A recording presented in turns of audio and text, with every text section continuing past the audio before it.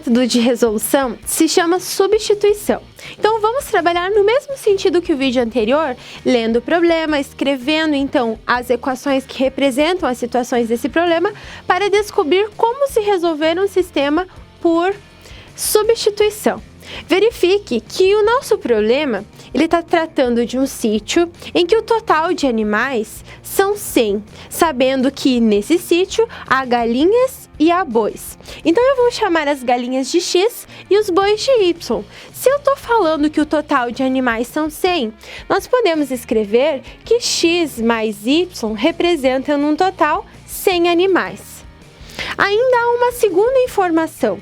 O total de pés desses animais são 300. Olha só, 300 pés. Aí a gente pensa, quantos pés tem uma galinha? 2 pés. Então, eu represento essa informação da seguinte maneira. Como uma galinha tem 2 pés, eu vou representar por 2x. Mas os bois têm 4 pés, 4 patas. Então, a gente representa 4y. Tudo isso é igual a 300. Mas, professora, por que 2x? Por que 4y? A gente está falando devidamente dos seus pés. Então, eu preciso identificar que uma galinha tem 2 pés e que o boi tem 4 pés, ok? Olha só a cara do nosso sistema. X mais y igual a 100, 2x mais 4y igual a 300. Primeira coisa, para resolver por adição, aqui ficaria um pouquinho mais complicado, justamente porque a gente tem aqui as duas equações são positivas, nós não temos incógnitas que sejam opostas, uma positiva e outra negativa, que poderiam se eliminar. Então, o que a gente faz? Nesse sentido, a gente trabalha com a substituição, certo? Como a gente vai substituir? Primeiro, a gente escolhe uma das equações. Escolha sempre a mais simples, porque aí se torna mais fácil. Eu vou escolher a primeira equação e eu vou isolar o x, certo? Isolar o x, por quê? Porque eu preciso ter um x igual a alguma coisa para poder substituir. Então, quando eu isolo o x, eu deixo ele separado do restante. X é igual a 100 menos y. Trabalha com todos aqueles conceitos que a gente já viu anteriormente. Se o x vale 100 menos y, olha o que a gente vai fazer. Vamos pegar a segunda equação e no lugar do x, a gente vai colocar o 100 menos y, que é o quanto ele vale. Assim, na segunda equação, nós vamos ficar com 2 vezes 100 menos y mais 4y, que é igual a 300. Aí a gente conseguiu deixar uma equação do primeiro grau com apenas uma incógnita, facilitando a nossa resolução. Pela distributiva, 2 vezes 100, nós temos 200.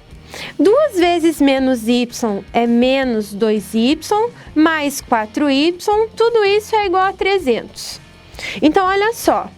Se nós organizarmos aqui, esses dois, menos 2y com mais 4y, representa 2y positivo. 300 menos 200. Por que menos? Esse 200 estava somando, trocou de membro, subtraindo. 2y é igual a 300 menos 200, que é 100. Com isso, a gente pode concluir que o nosso y é igual a 100 dividido por 2, que é 50. Aí nós encontramos que são 50 bois. Então, achei o valor de y, 50. Agora, eu quero descobrir qual é o valor, quantas galinhas existe nesse sítio. Olha só, eu já não tinha isolado o x. Eu quero saber o valor de galinhas. As galinhas são representadas pelo x.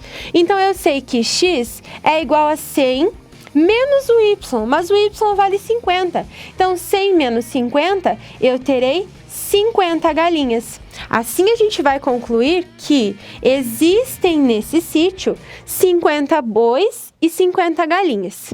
Entendendo agora o método da substituição. Esse método, ele consiste em se isolar uma das incógnitas. Nesse caso, eu isolei o x.